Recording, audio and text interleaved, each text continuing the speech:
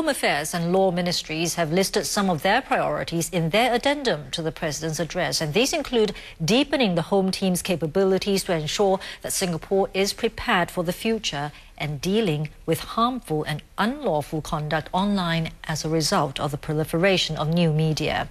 As Ramesh has more.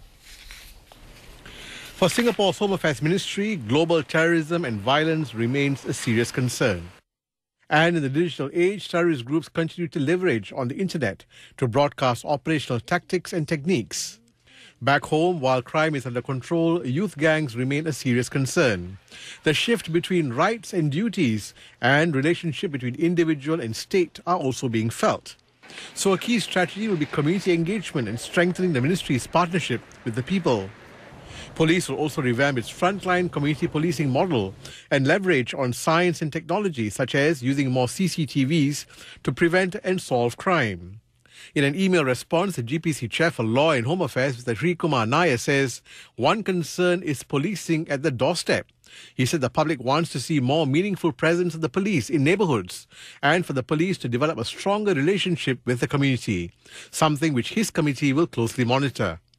For the Law Ministry, a key priority is to further enhance Singapore's attractiveness as an international arbitration venue.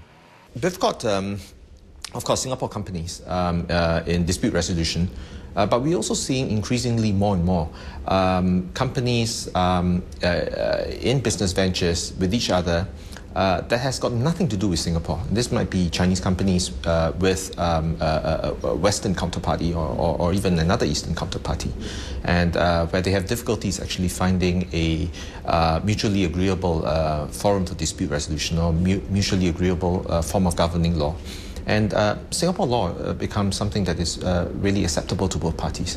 The Law Ministry explained that as the demand for legal services continues to grow in Singapore, it will put in place measures to ensure that the supply of legal talent meets the demands of the growing economy. One area which it will be putting emphasis on is professional development and continuing education and training in the legal sector. The ministry will also continue with the measured liberalisation of the legal services sector and issue more licences under the Qualifying Foreign Law Practice Scheme.